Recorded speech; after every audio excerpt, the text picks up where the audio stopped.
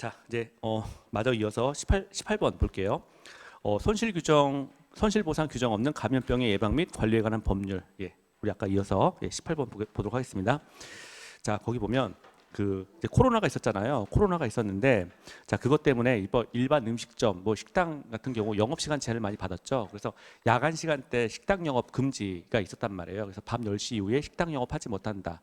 그래서 그렇게 되면 이제 국가에서 발표한 법률 조항 때문에 뭐 고시나 이런 것들 때문에 이제 식당이 이제 영업을 하지 못함으로써 손실이 발생했는데, 그러면 이제 국민 입장에서는 당연히 손실을 보상해 줄 거다라고 생각을 하고 있는데, 그런 손실 보상 규정이 없다는 거예요. 없어도 합헌이다라고 하는 겁니다. 그럼 우리 생각 드는 거 있죠. 국가는 돈이 없다 판례예요. 국가는 돈이 없다. 그래서 기본적으로 헌법재판소는 우리 대한민국은 돈이 없다라고 하는 전제에서 출발을 하죠. 그래서 손실 보상 규정 없다라고 하더라도 합헌이다라고 봤습니다. 자, 그리고 첫 번째 줄부터 볼게요.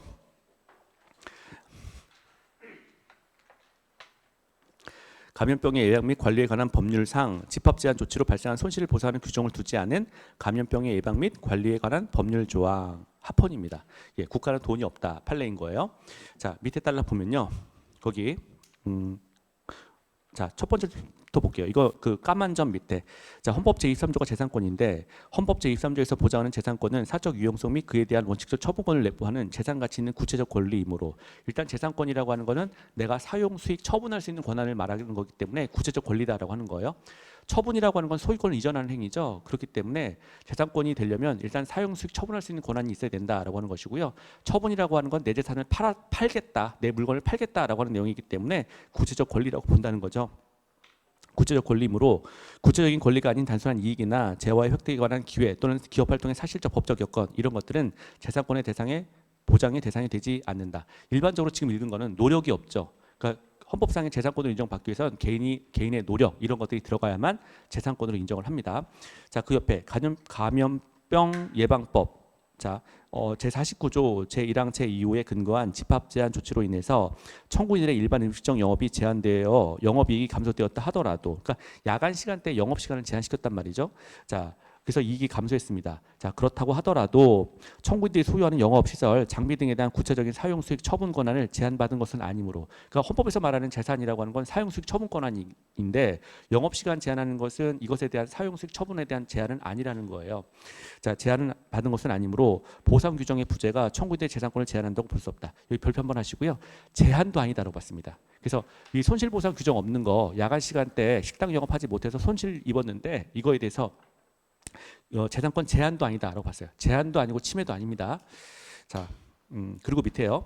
그러면 이게 평등권을 침해하는지 여부. 자, 이 말은 뭐냐면 왜 식당만 이렇게 시간 제한을 둔 거냐. 지금 이걸 다툰 거예요. 식당 영업주 입장에서는 왜 우리 식당만 못하게 해가지고 이렇게 식당에 대해서, 식당 영업자에 대해서 손실을 가져왔느냐, 식당만 제한하느냐, 자, 식당만 제한하는 법률 규정을 두었느냐, 이렇게 한 건데요.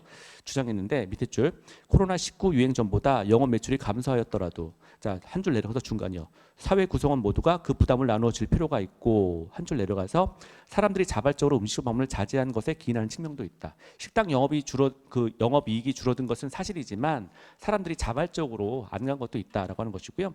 그리고 두 줄 더 내려가세요. 중간에 포장 배달을 통한 영업은 가능하였다. 하지만 식당 영업에 대해서 완전히 제한한 것이 아니고 당신네들 포장 배달 할 수 있게 한 거 아니냐라고 하는 거죠. 자, 그러므로 심판 대상 조항이 감염병의 예방을 위해서 집합 제한 조치를 받은 영업장의 손실을 보상하는 규정을 두지 않았다 하더라도, 자, 평등권을 침해한다고 볼 수 없다. 자, 이 말은 다른 것은 다르게 취급하겠다라고 하는 내용인 거죠. 그래서 일반적인 식당 영업하고 어떤 다른 사업장은 좀 다르기 때문에 식당 영업장에 대해서 영업 시간을 제한했다고 하더라도 다른 것을 다르게 취급한 것이기 때문에 평등권을 침해하는 게 아니다라고 봤어요. 기본권 제한 아예 없었습니다. 재산권 제한 없었다. 침해도 아니다라고 해서 합헌. 그다음에 9번 왕별 하나 해놓으시고요. 예, 빨간색. 헌법 불합치. 자, 음란물 소지죄로 형이 확정된 자에 대한 지방공무원법. 음란물 소지하고 있는 경우가 이제 음란물 소지했다가 적발이 되면 소위 말해서 이제 지방공무원으로서 임용이 되지 않았죠. 근데 그 법률 조항, 임용하지 못하게 하는 법률 조항 위헌 결정 나왔습니다. 두 줄 내려가셔서 밑줄 부분, 아동 청소년 이용 음란물임을 알면서 이를 소지한 죄로 형을 선고받아 확정된 사람은 국가공무원법, 빨간색으로 동그라미 하시고요. 국가공무원법 국가공무원법 조항상의 일반직 공무원에도 한번 동그라미 하시고요. 국가공무원법 조항에 일반직 공무원에 임용될 수 없도록 한 것. 그리고 한 줄 내려가셔서 아동 청소년 이용 음란물임을 알면서 이를 소지한 죄로 형을 선고받아서 확정된 사람은 지방공무원법 동그라미 하시고요. 그래서 국가공무원법, 지방공무원법 나중에 하나 더 나와요. 그래서 그 군무원도 되지가 못했습니다. 그 군무원도 되지 못하게 한 거 이것도 위헌인데요. 자, 지방공무원법 일반직 공무원으로 임용될 수 없도록 한 거 일반직 공무원에 한번 동그라미 하시고요. 그래서 공통사항은 이제 그 일반직 공무원 될 수 없다라고 한다는 거죠. 국가공무원법 그리고 지방공무원법에서 자 임용될 수 없도록 한 것 위헌이다. 헌법 불합치다라고 결정을 했습니다. 이제 동그라미 첫 번째 내용 한번 보면요. 심판 대상 조항은 아동 청소년과 관련이 없는 직무를 포함해서 모든 일반직 공무원에 임용될 수 없도록 하므로 자 지금 볼게요. 모든 일반직 공무원이 될 수가 없다는 거예요. 예외가 일체 없다라고 한다는 거죠. 예외성 두지 않았어요. 그럼 마찬가지로 친밀질서 원칙에 반하겠네. 그렇죠? 자, 모든 일반직 공무원에 임용될 수 없도록 하므로 제한의 범위가 지나치게 넓고 포괄적이다. 또한 영구적으로 임용을 제한한다. 결격 사유가 해소될 수 있는 어떠한 가능성도 인정하지 않는다. 예외성 인정하지 않는다. 라고 하는 거죠. 자, 그렇다면 세 줄 내려가서 밑줄 부분 과잉금지 원칙에 위배돼서 청구인의 공무담임권을 침해한다. 그래서 예외성을 인정하지 않았기 때문에 우리 과잉금지 원칙 위반으로 판단할 때 침해실성 원칙 위반이 있었고요. 그 결과 과잉금지 원칙 위반으로서 공무담임권을 침해한다라고 하는 거죠. 자, 그리고 밑에요. 20번이요. 20번은 합헌. 정부 광고 업무의 위탁 사건 합헌입니다. 국가도 광고를 하죠. 공익 광고 뭐 이런 거 하잖아요. 국가도 이제 광고를 하는데 그 한국언론진흥재단이라고 하는 단체한테 맡기고 있어요. 이거 자체가 합헌입니다. 국가가 광고를 하는데 비용을 주고 업체한테 광고를 하게 하는 거예요. 근데 한국언론진흥재단이라고 하는 것을 통해서 국가가 광고를 하거든요. 이거 자체 합헌이다라고 봤어요. 이유가 언론진흥재단이라고 하는 것이 전문가 집단이에요. 우리 헌법재판소가 좋아하는 게 전문가 집단이죠. 전문가 집단이 내린 결정에 대해서는 굉장히 신뢰를 합니다. 자, 그래서 그 여태까지 뭐 전문가 집단이 내린 결정, 뭐 유해 매체물, 그 청소년 유해 매체물의 결정을 그 청소년 보호위원회라고 하는 곳에서 이제 결정을 하잖아요. 그것도 이제 청소년 보호위원회도 전문가 집단인 거죠. 청소년 전문가 집단이 내린 결정에 대해서 원래 법관이 해야 될 것인데 이걸 청소년 보호위원회에서 대신 결정한 거죠. 그것도 이제 그 합법 결정 내렸어요. 이유가 전문가 집단이다라고 본 거예요. 그래서 이런 식으로 이제 헌법재판소가 전문가 집단을 굉장히 신뢰합니다. 전문가 집단이 내린 결정에 대해서는 다 합헌이에요. 이것도 마찬가지예요. 언론진흥재단이라고 하는 것이 그 광고에 있어서 전문가 집단이다라고 본 거예요. 합헌입니다. 자, 첫 번째 줄부터 볼게요. 동그라미 1번에 재판과 전원 일치 의견으로 문화체육부 장관이 정부 광고 업무를 대통령령으로 정하는 기관이나 단체에 위탁할 수 있도록 한 정부기관 및 공공법인 등의 광고 시행에 관한 법률 합헌. 자, 그리고 밑에 쭉 내려가서 2번 볼게요. 이 사건 시행령 조항에 대한 판단 이렇게 나왔는데요. 한국언론진흥재단은 정부 광고에 특화된 경험을 가진 전문 인력들과 일단 벌써 신뢰하고 있는 냄새가 막 뿜뿜 나고 있죠. 자, 전문 인력들과 정부 광고 업무 지원에 필요한 시스템 등을 보유하고 있고 민관 광고 대행사에 비해서 낮은 수수료를 적용하고 있으며 값도 싸다. 뭐 이렇게 이야기하고 있어요. 위 재단이 수사하는 수수료는 언론진흥과 방송광고 진흥을 위한 지원 등 공익 목적에 전액 사용되고 있다. 공익 목적도 있다라고 한다는 거죠. 그래서 전문가 집단으로서 공익 목적도 가지고 있고 심지어 비용도 싸. 착해 이렇게 이야기하고 있는 거예요. 합헌입니다. 전문가 집단이에요. 그렇기 때문에 여기에다가 맡기는 거 합헌. 자, 그 다음에 21번이요. 우리 그 헌법총론에서 마라케시 협정 있었죠. 관세법 위반자에 대해서, 그러니까 관세법 위반자에 대해서 가중 처벌하는 조항 합헌이잖아요. 마라케시 협정은 조약이죠. 그리고 합헌이었었죠. 헌법총론 맨 끝에 나오잖아요. 네. 그 얘기랑 똑같은 얘기 나오는 거예요. 21번. 관세법 및 특정범죄 가중법상의 가중처벌 조항 합헌입니다. 관세법 위반자에 대해서요. 가중처벌하는 조항이에요. 일종의 형법 조항에 해당되는 거죠. 합헌입니다. 자, 내용이 없어요. 다음 페이지 밑에 동그라미 흰 동그라미 보시면 예, 거기 이 사건 정의 조항에서 규정하는 국내에 도착한 법률문에 이제 국내에 도착한이라고 하는 문구가 있는데 이거 명확하다라고 판시한 내용이에요. 자, 그래서 이 사건 정의 조항에서 규정하는 국내에 도착한 외국 물품이란 외국으로부터 우리나라에 들어와 관세법에 따른 장치 장소, 즉 보세구역 또는 관세법상의 장치 장소에 있는 물품으로서 수입 증거가 수리되기 전에 물품을 의미하는 것으로 충분히 예측할 수 있다. 어떤 법률 조항에 대해서 이 법률 조항이 어떤 뜻일 거야라고 예측할 수 있다면 명확성 원칙에 위반되는 게 아니죠. 예측 가능하면 명확한 겁니다. 자, 그래서 명확성 원칙에 위배되지 않는다. 그 판례는 명확성의 원칙이라고 하는 말을 설명하기 위해서 예측 가능성이라고 하는 단어를 써요. 그래서 어떤 법률 조항이 어떤 의미일 것이다 라고 예측이 가능하다면 명확하다라고 보고 있습니다. 자, 그리고요 22번 화환 설치를 금지하는 공직선거법. 자, 선거 관련해 가지고요. 선거일 전 180일부터 선거일까지 일체 화환 설치를 무조건 금지합니다. 그래서 여기 화환 설치를 금지하는 법률 조항 공직선거법 헌법불합치 위헌인데요. 일률적 전면적 제한이에요. 화환 일체 설치하지 못한다라고 하는 거예요. 선거 관련해서. 자, 위헌입니다. 지금 거기 위에서 5번째 줄 내려가세요. 그러면 심판 대상 조항은 이렇게 나와 있는 거. 자, 심판 대상 조항은 선거일 전 180일부터 6개월 전부터죠. 180일짜리 다 위헌이잖아요. 여태까지 본 거 그렇죠? 너무 길어서. 자, 선거일 전 180일부터 선거일까지 장기간 동안 선거와 관련된 정치적 표현의 자유를 광범위하게 제한하고 있다. 선거 화환을 보내서 이른바 자기가 말하고자 하는 거 화환을 통해서 자기가 어떤 정치적 표현 이런 것도 하고 싶은데 화환 못 보게 하는 거잖아요. 그래서 정치적 표현의 자유를 침해한다. 제한하고 침해합니다. 화환의 설치는 경제적 차이로 인한 선거 기회 불균형을 야기할 수 있으나 그러한 우려가 있다고 하더라도 공직선거법상 선거 비용 규제 등에 대해서 해결할 수가 있다. 한 줄 내려가서 이러한 점들을 종합하면 심판 대상 조항은 자, 그 옆에 장기간 동안 선거에 영향을 미치게 하기 위한 화환의 설치를 금지하는 것으로 지금 선거일 전 180일부터 선거일까지 6개월 동안이에요. 그래서 6개월 동안 화환 설치를 일체 금지하고 있기 때문에 과잉금지 원칙에 위반돼서 정치적 표현의 자유를 침해한다. 자, 그래서 21조 헌법 21조 표현의 자유죠. 그 안에 표현의 자유 안에 정치적 표현의 자유가 있어요. 그래서 정치적 표현의 자유를 침해한다라고 했고요. 도서 정가제 사건 합헌입니다. 기각 나왔죠? 기각은 합헌입니다. 파란색. 자, 이거 지금 누가 관련됐을까요? 도서를 그 정해진 가격 내에서만 팔아라라고 하는 겁니다. 그래서 서점을 대상으로 한 판결이에요. 서점 대상. 책을 만든 사람이 아니고요. 출판사 대상으로 하는 게 아니고요. 서점을 대상으로 한 법률 조항입니다. 합헌이에요. 자, 간행물 판매자는 서점이에요. 출판사가 아니고. 그래서 간행물 판매자에게 정가 판매 의무를 부과하고 가격 할인의 범위를 가격 할인과 경제상의 이익을 합해서 정가의 15% 이하로 제한하는 출판문화사업진흥법 합헌입니다. 그래서 그 서점에서 책을 팔 때 정가 대비 15% 미만으로는 팔지 마라라고 하는 겁니다. 할인의 범위는 최대 맥스로 잡아서 15%까지만 할인하겠다라고 하는 조항이죠. 합헌입니다.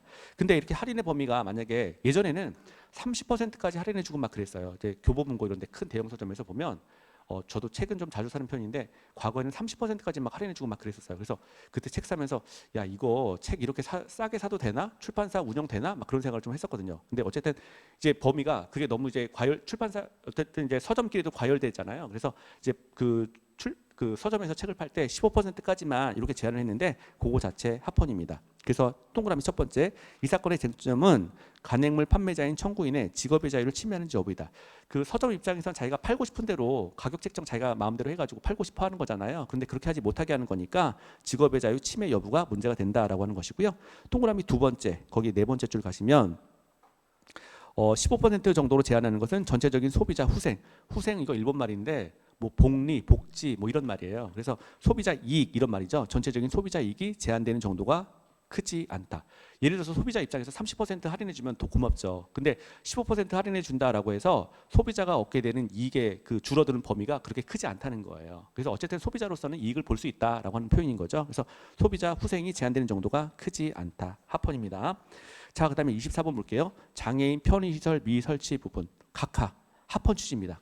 각하라고 하는 건 우리가 헌법소원을 청구할 때 형식적인 요건을 갖추지 않고 청구한 상황에서 내용 따지지 않겠다. 요건 자체가 불비니까 너 돌아가라고 판결하는 걸 각하라고 하는 거죠. 근데 결론적으로 헌법소원 제기하는 사람은 이 법률 조항 잘못됐죠. 이거 위헌이지요. 이렇게 청구한단 말이에요. 근데 헌법재판소가 각하 결정 내리게 되면 일단 요건 자체를 살피지 않고 너 돌아가라고 했다고 하더라도 청구한 사람의 청구한 사람이 지금 주장하기를 법률 잘못됐어요. 공권력 행사 불행사가 잘못됐어요라고 주장하지만 자, 그때 각하 결정을 받게 되면 청구한 내용이 잘못 바뀌는 건 일체 없잖아요. 그래서 청구한 내용 자체가 변동이 없기 때문에 청구한 그 법률이라든가 또는 공권력 행사 불행사는 변동이 없어서 그 자체로 합헌 취지를 갖게 되는 거예요. 그래서 각하는 일단 합헌 취지다라고 보시면 돼요.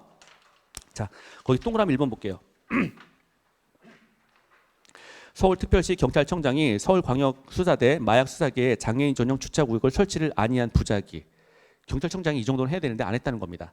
그 다음에 2번도 보면 끝에 줄이요. 각종 구치소, 뭐 경찰서 구치소, 인천 구치소에 장애인용 승강기를 설치 아니한 부작위. 그 다음에 3번에도 끝에 보면 각종 구치소에 장애인용 화장실 설치를 하지 아니한 부작위 안 했다는 거죠. 4번에 보건복지부 장관이 위 대상 시설에 대한 편의시설의 설치 운영에 관한 업무를 총괄하지 아니한 부작위 아무것도 안 했다라고 하는 겁니다. 한마디로 말해서 장애인 편의시설을 이제 국가기관에서 갖추지 않았다라고 하는 그 부작위에 대해서 헌법소원을 청구했는데 모두 각하한다라고 봤습니다. 모두 각하한다. 자, 밑에 딸락 밑줄 부분 볼게요.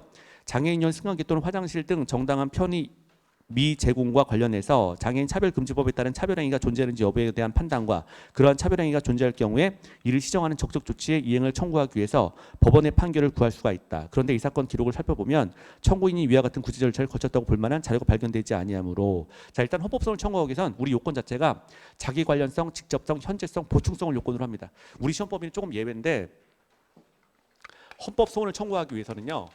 일단 첫 번째가 자기 관련성을 요건으로 해요. 그러니까 자기 사건이어야 된다라고 하는 거예요. 자기 관련성. 두 번째는 지금 문제가 되고 있어야 돼요. 자기 관련성 있어야 되고요. 두 번째는 직접성. 그리고 같은 표현으로 이제 현재성. 지금 현재 문제가 되고 있어야 한다라고 하는 것이고요. 자, 자기 관련성, 직접성, 현재성. 그리고 이제 맨 마지막으로 보충성을 요건으로 해요.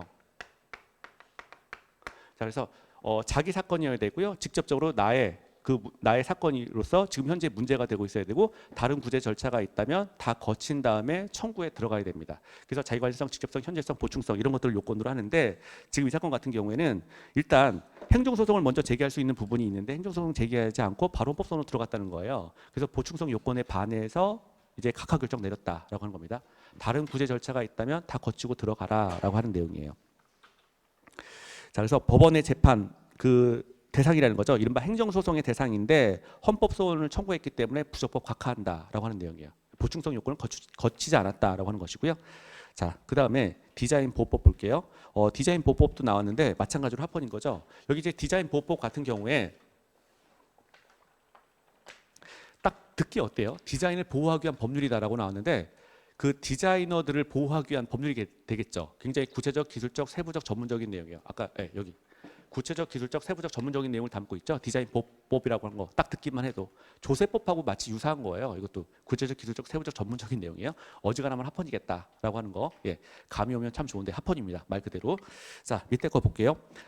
법률에 따라 국내에서 출원 공개된 경우에 신규성 상실의 예외를 제한하는 디자인 보호법. 이 말 뒤에 이해 가요? 신규성 상실의 예외를 제한하는 디자인 보호법. 이게 국어적으로 이해가 가요? 부정이 너무 많죠.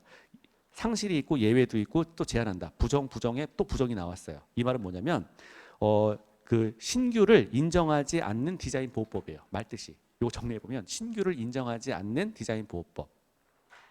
그래서 부정이니까 남는 부정은 하나밖에 없잖아요. 그래서 신규를 인정하지 않는 디자인 보호법입니다. 그래서 자 볼게요. 말 따라서 보면 법률에 따라서 국내에서 먼저 출원 공개가 됐어요. 한번 공개가 됐다는 거죠. 야 이거 신상이야라고 하면서 국내에서 한번 공개를 했어요. 그렇다면 더 이상 신규성을 인정하지 않겠다라고 하는 디자인 보호법인 거예요. 그래서 공개됐기 때문에 신규를 인정하지 않는 디자인 보호법은 합헌이다라고 하는 겁니다. 합헌이다.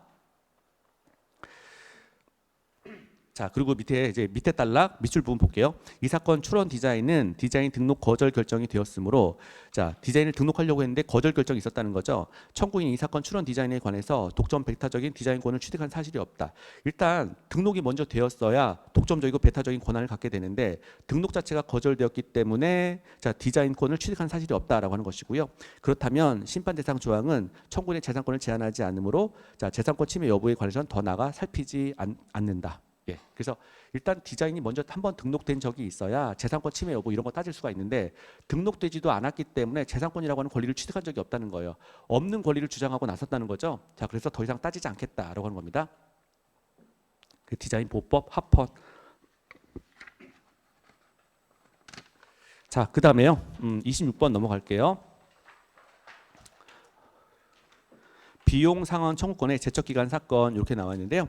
자, 위헌 결정 빨간색. 자, 군사법원 피고인의 비용 보상 청구권의 제척기간을 무죄 판결이 확정된 날로부터 6개월에 한번 빨간색 동그라미 하시고요. 너무 짧죠. 자, 6개월로 정한 군사법원법 위헌입니다. 헌법에 위반된다. 너무 짧아서 위헌이에요.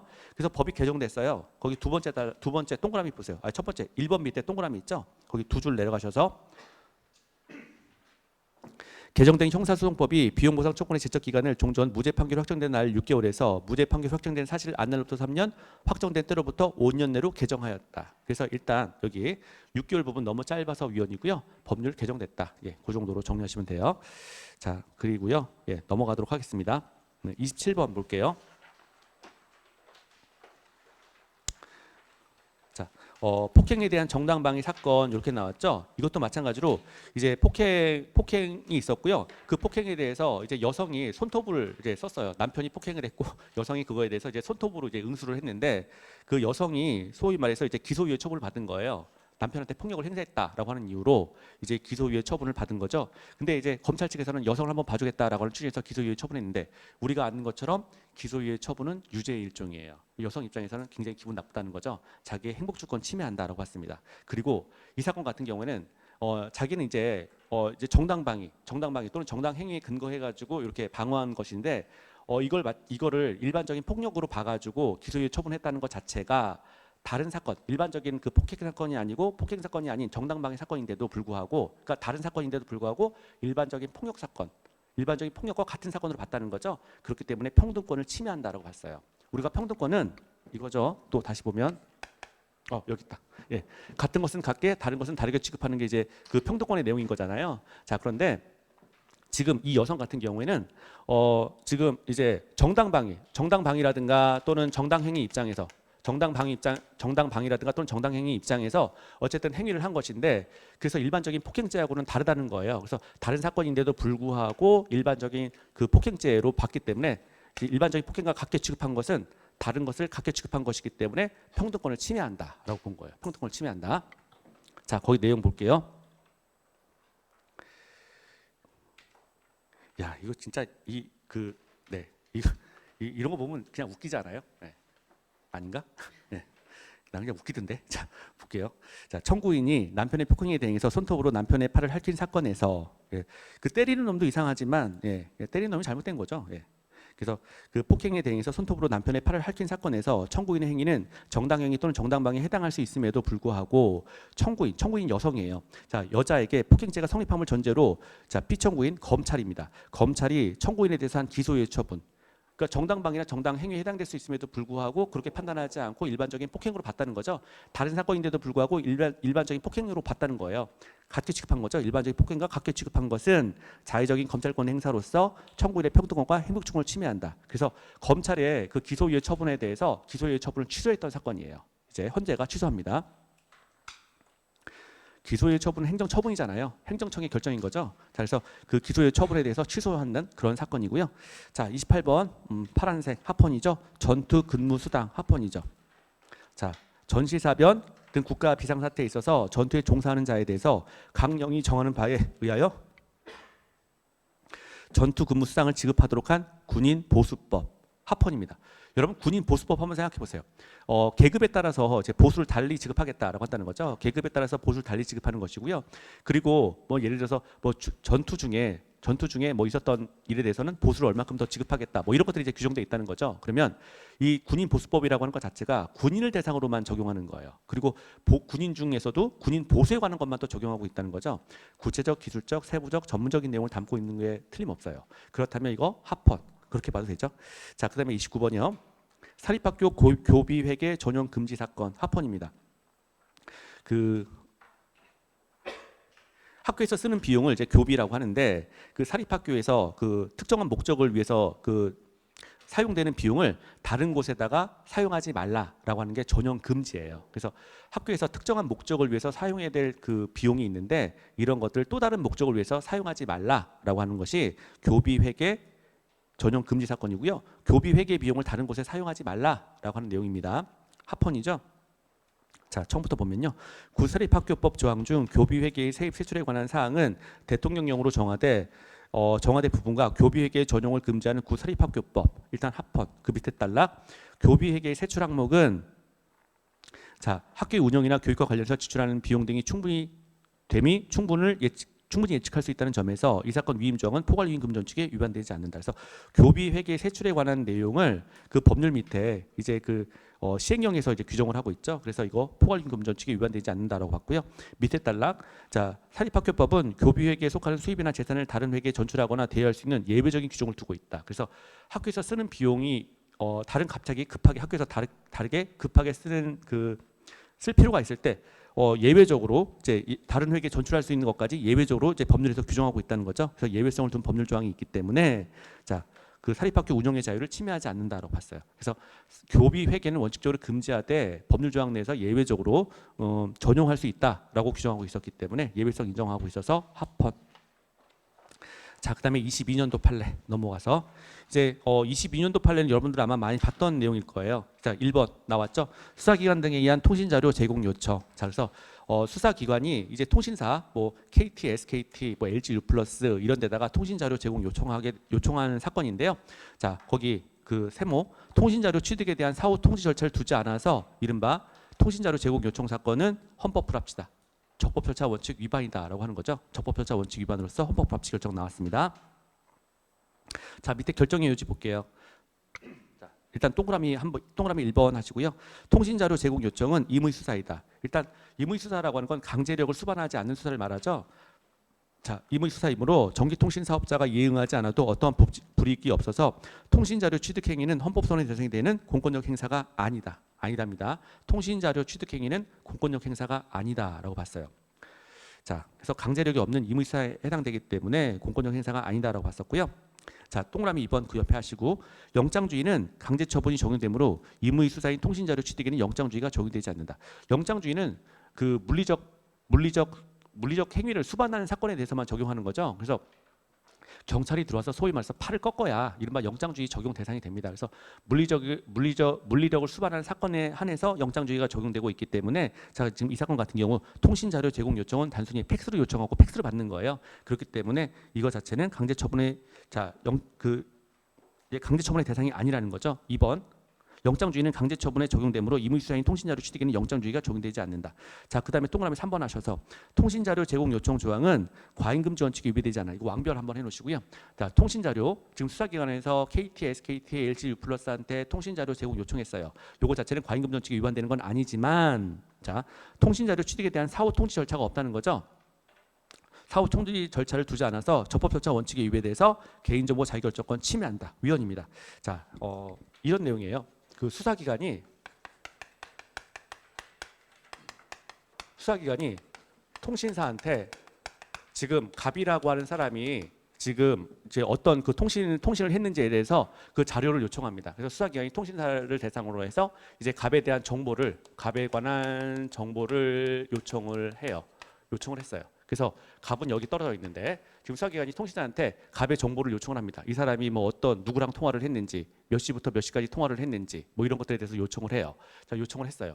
그래서 하면 요청받은 통신사로서는 당연히 정보를 넘겨줄 수밖에 없다는 거죠. 그래서 수사기관에서 요청하니까 당연히 넘겨줍니다. 넘겨주는데 문제는 그 다음이에요. 통지를 해줘야 될 거 아니에요. 우리가 지금 통신사한테 이런 거 정보 요청했다라고 해서 이렇게 통지를 해줘야 돼요. 통지를 하거나 또는 통신사에서도 이렇게 알려줘야 돼. 알려주는 게 없다는 거예요. 그러니까 사후 통지 절차가 없다는 거예요. 수사기관이 통신사한테 정보를 요청하면 넘겨주게 돼 있는데 그러면 갑에 관한 정보가 갑의 동의 없이 왔다 갔다 하는 거니까 이러한 사실에 대해서 수사기관이 알려주든 또는 통신사가 알려주든 이렇게 해야 되는데 통지 자체를 안 했다는 거예요. 자, 그래서 통신사에서 통신자료 요청이 있었을 때 지금 결론적으로 그 수사의 대상이 된 사람한테 그 통지 자체를 안 해주기 때문에 이것 자체가 적법절차 원칙에 반해서 동그라미 1번 적법절차 원칙 위반, 동그라미 2번 개인정보 자기결정권 침해. 예, 그렇게 정리하시기 바랍니다. 아까 1, 2, 3 했으니까 뭐 A번 할까요? A번 적법절차 원칙 위반, B번 개인정보 자기결정권 침해. 자, 그다음에 밑에 2번이요. 2번도 빨간색 위헌이죠. 공직선거법상 선거운동 기간 제한 및 처벌 조항 위헌 이렇게 나왔는데요. 우리 앞에서 이제 봤던 내용입니다. 우리 교재도 있죠.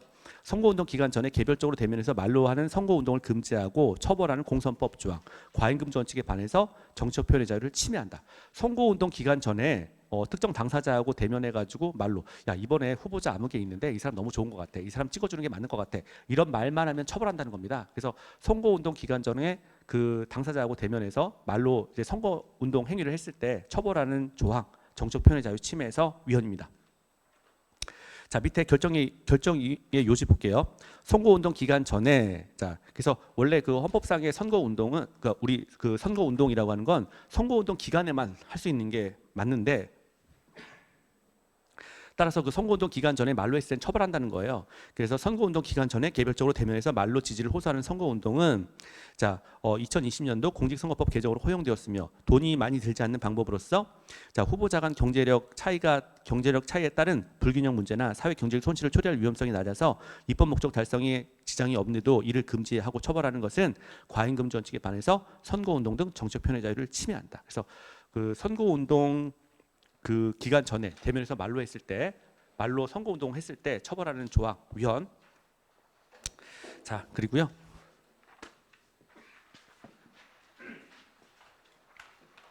3번 빨간색 왕별 한 3개 해놓으시고요.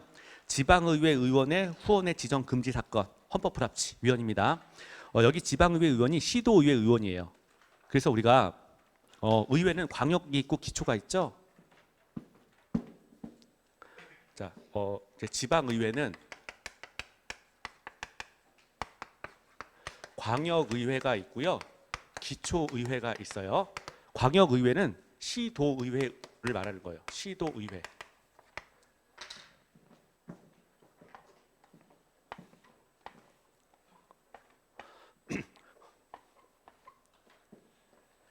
지방의회는 광역의회가 있고 기초의회가 있는데, 광역의회는 이른바 큰 거잖아요. 그러니까 시도의회를 말합니다. 큰 시의회, 큰 도의회. 그래서 우리나라 도는 8개가 있잖아요. 그리고 여기 시는 이제 특별시를 포함해가지고요. 이제 특별시, 광역시 이런 것들을 이제 광역지방의회라고 불러요. 그래서 서울특별시의회, 그다음에 우리가 광역이라고 하면, 광역시라고 하면 대전, 대구, 울산, 부산, 광주, 인천 이렇게 있단 말이에요. 그래서 6개가 있죠. 그래서 6개하고 특별시하고, 그다음에 여기 세종특별자치시, 그러니까 세종시도 하나가 들어가고요. 그다음에 제주도도 들어가요. 그래서 어쨌든 이제 전국에 17개가 있어요. 그래서 여기 광역의회라고 하면 큰 시도의회 이걸 말하는 것이고요. 그다음에 이제 기초의회가 있는데, 이 기초의회는요, 시의회, 군의회, 구의회예요. 이걸 이제 기초의회라고 불러요. 그래서 시도의회가 있고 시, 군, 구의회가 있는 거예요. 여기 시는 위에 있는 시하고 다른 거예요. 여기 시는 이제 위에 거 큰 시는 광역시. 대전, 대구, 울산, 부산, 광주, 인천 이거 말하는 거예요. 그리고 이거 밑에 시는 안양시. 그래서 위에 시가 아닌 시가 밑에 시예요. 그래서 여기 시는 아까 대전, 대구, 울산, 부산, 광주, 인천이에요. 그래서 이거하고 도의회는 광역의회라고 부르고, 나머지는 이제 기초의회가 된단 말이에요. 그런데 이제 시도의회, 여기 큰 선거니까 이거 이제 큰 선거잖아요. 그래서 국회의원 선거 같은 경우는 원칙적으로 후보자가 있단 말이에요. 그러니까 국회의원 선거 같은 경우는 돈이 많이 드니까 후원회를 줄 수가 있어요. 그 국회의원 후보자는 후원회를 이제 만들 수가 있습니다. 그래서 왜 우리 정치 가끔 보면 뉴스 보면 국회의원 후보자가 책을 갑자기 쓰잖아요. 자기 인생사에 대한 책을 써가지고 비싸게 판단 말이에요. 1,000원 주고도 안 살 책을 막 한 10만 원씩 받고 판단 말이에요. 그래갖고 후원회 이렇게 막 하잖아요. 예, 그래서 어쨌든 국회의원은 후원회를 줄 수가 있어요. 국회의원 후보자는 후원회를 줄 수가 있는데, 시도의회 그 출마자 같은 경우에도 여기 후보자, 시도의회 의원 후보자 같은 경우에도 돈이 많이 필요한데, 큰 선거기 때문에 돈이 많이 필요한데 후원회를 두지 못하게 했단 말이에요. 그 후원회를 두지 못하게 하는 조항이 위헌입니다. 이유가 평등권에 반한다는 거죠. 그래서 지금 이제 비교 대상이 됐던 게 이제 국회인데, 국회의원 후보자 같은 경우는 그러니까 국회의원 후보자 같은 경우에는 후원회를 줄 수 있도록 하면서, 시도의회 의원 후보자 같은 경우에는 후원회를 두지 못하겠다는 거죠. 자, 그래서 같이 큰 선거인데도 불구하고 후원회를 두지 못하게 해서 이제 평등권을 침해한다, 평등원칙에 반한다라고 봤어요. 위헌입니다. 헌법 불합치. 자, 주요 쟁점 볼게요. 국회의원을 후원의 지정권자로 정하면서 지방의회 의원을 후원의 지정권자에서 제외하는 정치자금법 조항 평등권 침해 위헌입니다. 그래서 이것도 큰 선거라는 거죠. 시도의회 의원 선거라고 하는 것도 큰 선거인데도 불구하고 후원에 두지 못하게 했다. 위헌입니다. 헌법 불합치 결정. 자, 거기 결정의 요지에서요, 4줄 내려가세요. 지방의회 의원에게 후원을 지정할 수 없도록 하는 것은 경제력을 갖추지 못한 사람의 정치 임무를 저해할 수 있으므로 국회의원과 달리 지방의회 의원을 후원의 지정권자에서 제외하고 있는 것은 불합리한 차별로서 평등권을 침해한다라고 하는 겁니다. 이거 예비 후보자 아니에요. 그렇죠? 예비 후보자 아닙니다. 후보자의 종류 2가지가 있죠. 본선거 후보자가 있고, 그다음에 예비 후보자가 있는데, 이건 본선거 후보자를 말하는 거예요. 예비 아닙니다.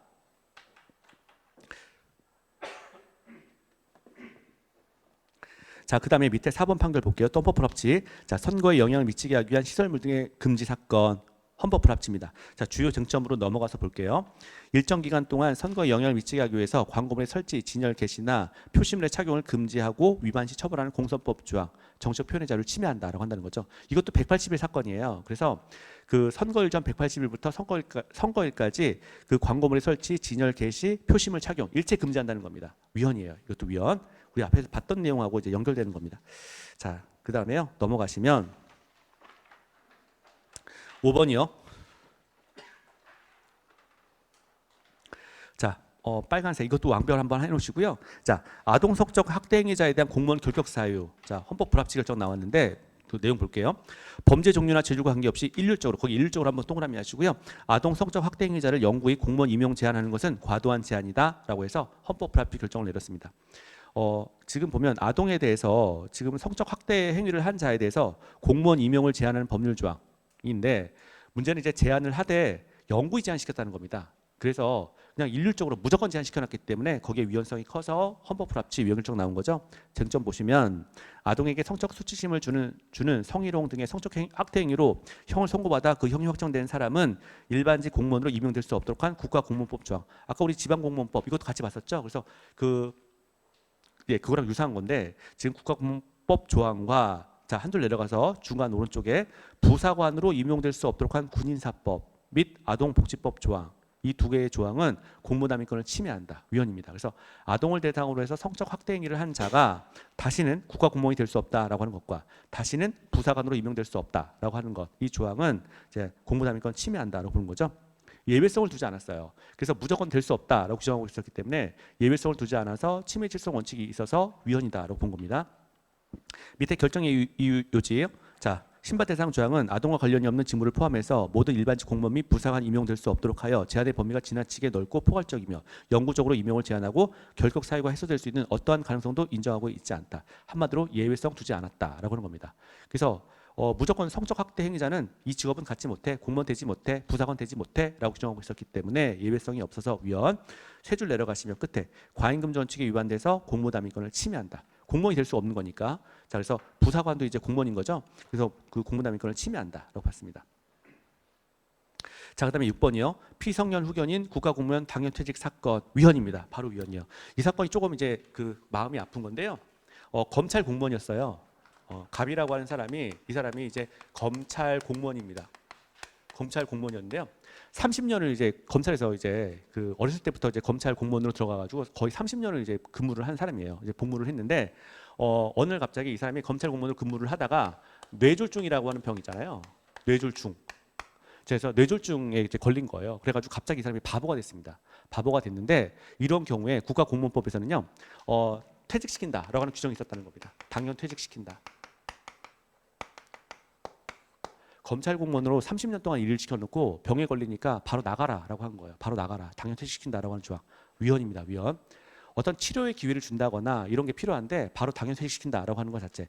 병에 걸렸어? 그럼 나가라고 하는 당연 퇴직 조항 위헌이다라고 봤어요. 자, 밑에 거 이제 볼게요. 성년 후견 개시. 자, 성년 후견 개시 시 국가공무원 당연 퇴직은 과도한 제한이다. 자, 그래서 그 성년 후견 개시라고 하는 게 과거에 이제 금친한 선고 받은 거 말하는 거예요. 그래서 혼자 독자적인 생활을 하지 못하니까 옆에 그 이 사람을 도와줄 수 있는 사람을 붙여가지고 이제 그 관리를 하게 하는 걸 성년 후견 개시라고 합니다. 과거에 그 민법에서 말하는 금친한 선고하고 같은 거예요. 그래서 성년 후견 개시를 했을 때 국가공무원에서 당연 퇴직하도록 한 것 과도한 제한이다. 밑에 쟁점 보면요, 피성년 후견인인 국가공무원은 당연 퇴직한다고 규정한 국가공무법 조항이 공무담임권을 침해한다라고 하는 겁니다. 국가공무원법 조항이 공무담임권을 침해한다. 자,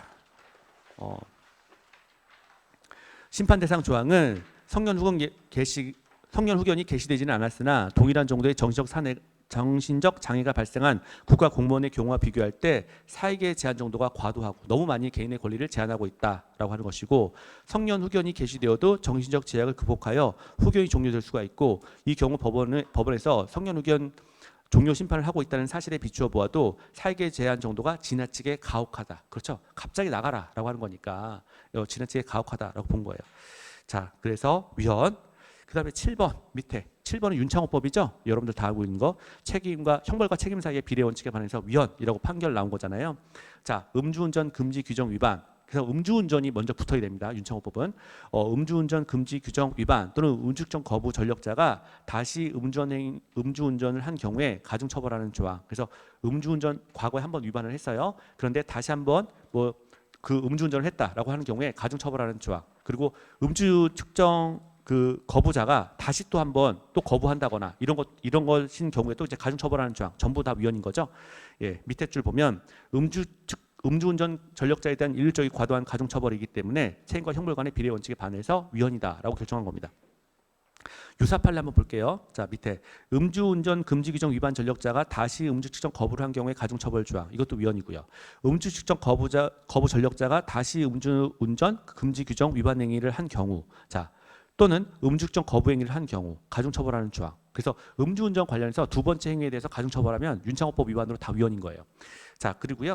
또 밑에 두 줄 내려가셔서 중간 음주운전 재범에 대한 가중처벌 조항. 이것도 마찬가지로 윤창호법. 예, 그래서 이거 다 위헌이다라고 보는 거죠. 쟁점 보시면 음주운전 금지 규정 위반 또는 음주 측정 거부 전력이 1회 이상 있는 사람이 다시 음주운전 금지 규정 위반 행위를 한 경우에 2년 이상 또는 5년 이하의 징역이나 1천만 원 이상 또는 2천만 원 이하의 벌금에 처하도록 한 도로교통법 규정은 책임과 형벌 간의 비례 원칙에 위반된다라고 봤습니다. 그래서 이게 지금 이제 두 번째 행위에 대해서 가중처벌하는데 첫 번째 행위가 너무 옛날이라는 거예요. 그래서 20년 전에 음주운전해서 처벌받았다. 또는 한 15년 전에 음주운전 행위에서 처벌받았다. 근데 두 번째 행위 15년 후에 첫 번째 행위가 있고 두 번째 행위가 15년 후, 20년 후에 일어나는데 아주 옛날 것까지 다 소급 적용시켜가지고 두 번째 행위에 대해서 가중처벌하는 것은 책임과 형벌 사이의 비례 원칙에 반한다라고 보는 거죠. 예, 위헌입니다. 자, 그 다음에요. 8번 볼게요. 8번 보시면 자, 누구든지 금융회사에, 자, 위헌이죠. 누구든지 금융회사에 종사하는 자에게 거래 정보 등의 제공을 요구하는 것을 금지하고 위반 시 형사 처벌하는 금융실명법 조항 위헌입니다. 자, 밑에 보면요. 금융거래정보 제공 형사 처벌은 과잉금지 원칙에 반한다. 그래서 일반적 행동의 자유를 침해해요. 일반적 행동의 자유를 침해해서 위헌입니다. 형이 있고 동생이 있는데 둘 사이가 굉장히 친해요. 그런데 동생이 이제 증권사라든가 은행이라든가 이런 데 다닌다는 거예요. 자, 그랬을 때 형이 동생한테 물어봐요. 야, 동생이 은행 다니거나 또는 증권사 다니니까 그 고급 정보를 좀 알고 있잖아요. 금융에 대해서. 그래서 동생한테 물어봐요. 야, 요번에 좋은 투자 상품 뭐 없냐? 요번에 그 주식 시장에서 좀 올라갈 수 있을 만한 거 없냐? 이렇게 물어볼 수 있잖아요. 물어보면 물어보는 사람 처벌하고 답변하는 자 같이 처벌하겠다는 거예요. 물어보고 싶잖아요. 형이 동생한테. 밥 먹다가 물어볼 수 있잖아요. 못 물어보게 하는 거죠. 일반적 행동의 자유를 침해합니다. 물어보고 싶은데 못 물어보게 하는 거예요. 법률 조항이 너무 무서워서. 자, 일반적 행동의 자유를 침해한다라고 봤어요. 결정의 요지 볼게요. 두 번째 줄 중간 정보 제공의 요구의 사유나 경위, 행위 타양, 요구한 거래 정보의 내용 등을 전혀 고려하지 않고 물어보고 답하면 무조건 처벌, 일률적으로 금지하고 위반 시 형사 처벌하는 것은 과잉금지 원칙에 반해서 일반적 행동 자유권을 침해한다. 그래서 무서워서 못 물어보겠다라고 하는 거잖아요. 일반적 행동의 자유를 침해해서 위헌입니다. 자, 9번이요. 대통령 관저 인근 집회 금지 사건 헌법 불합치요. 자, 지금 우리 앞에서 봤던 거, 여기 아직 안 찍었는데 이제 이거랑 또 유사한 거죠. 법원, 국회, 국무총리 공간, 외교관 아까 여기까지 본 거고 아까 이제 국회의장 공간 나왔었죠. 첫 번째 시간에 국회의장 공간 사건 그것도 마찬가지로 이제 그 위헌 결정 나온 판례였었고요. 자, 이것도 이제 유사한 겁니다. 대통령 직무실 관련해 가지고요.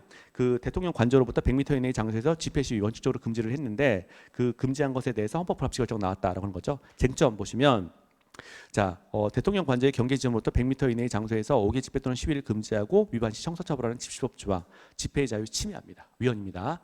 자.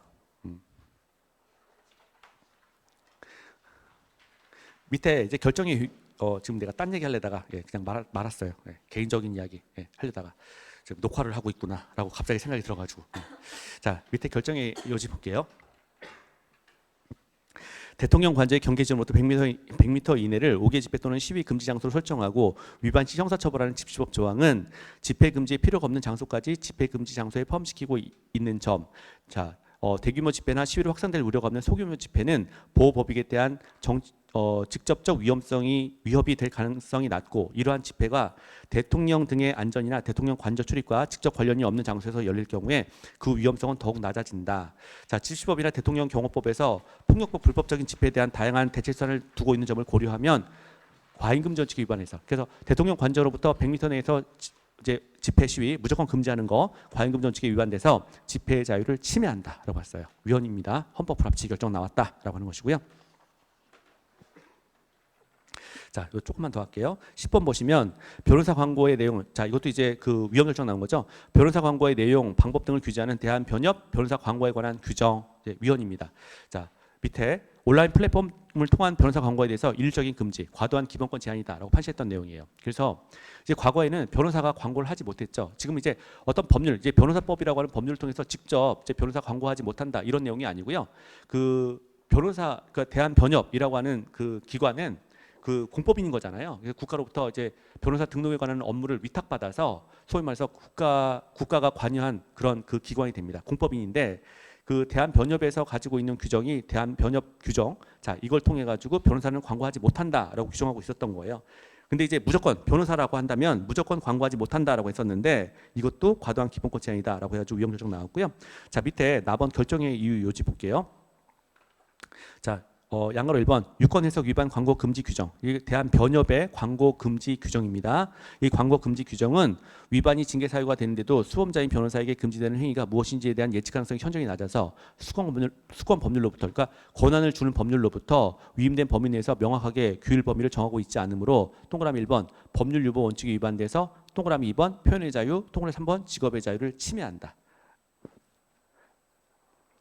자, 그래서 지금 보면 이제 대한변협의 이제 그 광고 규정이 있는데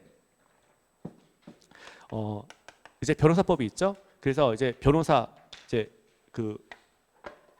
법률이 있고요. 변호사법이라고 하는 법률이 있고요. 그 다음에 이제 법률로부터 이제 위임을 받아가지고 소위 말해서 위임을 받아서 이제 대한변협 규정, 대한변협에서 만든 규정을 통해서 이제 변호사는 일체 광고를 하지 못한다라고 규정하고 있었다는 거예요. 그래서 변협 규정에 의해서 이제 변호사의 광고가 제한당하고 있었습니다. 제한당하고 있었는데 이것 자체가 지금 이제 법률에서 이제 우리가 위임을 할 때는 기본적으로 이제 위임이라고 하는 걸 할 때는 구체적이고 개별적인 범위를 법률 자체에서 정해놓고 나머지 것들에 대해서 위임을 해야 되거든요. 근데 이 사건 같은 경우에는 이제 법률에서 아무것도 정하지 않은 거예요. 아무것도 정하지 않고 변협 규정에서 변호사는 광고하지 못한다라고 규정하고 있었기 때문에 이제 법률에 근거가 없는 내용이 여기 변협 규정에 들어와 있다는 거죠. 그래서 이거 자체가 그 법률 유보 원칙에 위반된다라고 봤어요. 법률에 없는 내용이 대한변협 규정에 들어와서 변호사를 광고하지 못한다라고 이제 규정하고 있었는데 이것 자체가 법률에 근거 없이 이루어진 것이기 때문에 법률 유보 원칙에 반해서 소위 말해서 변호사가 말하고 싶은데 나 어떤 사건에 대해서 굉장히 재판 잘하는데 이렇게 말하고 싶은데 말 못하게 하는 거죠. 그래서 표현의 자유도 침해하고요. 그리고 결론적으로 광고를 하게 되면 변호사가 광고를 하게 되면 자기 직업 수행도 더 잘할 수 있는 건데 그런 그 광고하지 못하게 하는 거니까 직업의 자유도 동시에 침해한다라고 봤어요. 법률 유보 원칙 위반, 표현의 자유 침해, 또 직업의 자유 침해 이렇게 정리하시기 바랍니다. 예, 잠깐 쉬었다 할까요? 예, 쉬었다 하도록 하겠습니다.